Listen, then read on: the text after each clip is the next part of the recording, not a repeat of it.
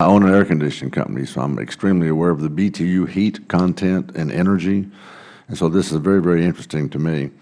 Mr. Smorts, you addressed this in your written testimony, but can you provide your assessment of the demand?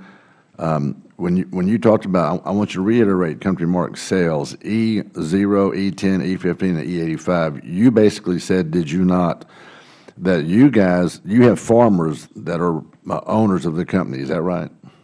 That is correct. And so, and they raise corn, some of them, is that right? That is correct. Would you call that a vested interest? Yes, very much so. Can you address your assessment on the demand for those four categories, E0, 10, 15, and 85? Go back through that one more time for us, would you? Sure. Well, first of all, the majority of our gasoline that we sell is E10. We believe that the blend wall is a real limit on how much ethanol can go into gasoline. We have no experience with E15 because E15 is more expensive to produce from a refiner standpoint, and so we have not gone there. Plus, there's a lot of other issues with E15 that are too lengthy to get into. The one thing to reiterate, though, and this is where the EPA, what the EPA is looking at for the renewable fuel standards in 16, is that they're saying that E0 with no ethanol is going to actually have to decrease. But we're seeing in our marketplace that E0 is increasing, and people are actually requesting to have more E0 available. At the same time, as I said in my testimony, E85 sales are decreasing.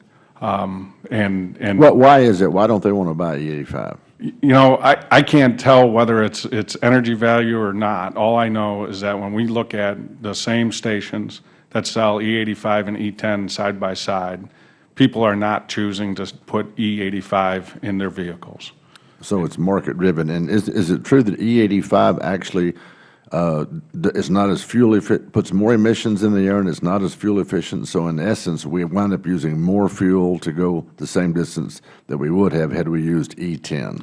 Yeah, I'm not an expert in the emissions side of it, but on the energy content of the E85, it's 25% less energy than E10. So you would use, for example, you would use 25, let's say 100 gallons or 125 gallons. Now, I'm just thinking, if you're going to have to use 125 gallons of the E85 as opposed to the 100 gallons, it's going to put more emissions in the air while you're using that extra 25 gallons.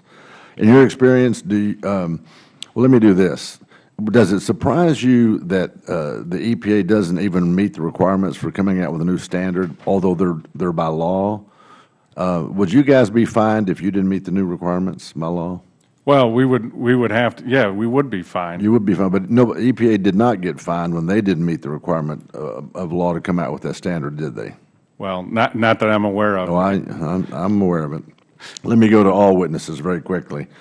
10 years ago next month, President Bush signed into law an energy bill that included the renewable fuel standard. The RFS came with lots of promises, including being the answer to achieving energy independence, cleaner air, consumer savings, and even defeating terrorism. Based on your research and experiences, has RFS achieved these promised benefits? It's two parts of the question. Has it achieved these benefits? Let me go back. Energy independence, clean air, consumer savings, and defeating terrorism. It sounds like we've got some negotiation with Iran going on that terrorism hadn't been defeated.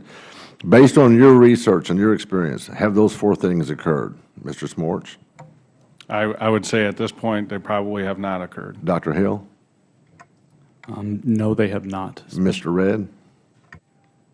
We have not reached that goal. We're working towards it. Okay. Mr. Reed? My opinion would be no. Would be no. So one of you asked, isn't it time for Congress? And indeed, I said it is to reevaluate the law. So would you all agree with that? Just simply yes or no. Isn't it time for Congress to reevaluate that law? Mr. Smorts? Yes, it is. Dr. Hill? Yes. Mr. Redd? I'm an expert on renewable fuel generation and technology, so I'm not going to comment on that one. You're not going to comment on that one. You're taking the Fifth Amendment. Is that E5th? E5? Okay. I didn't know there was order here, but thank you for pointing that out. Mr. Reed? Per my testimony, yes. Yeah, thank you.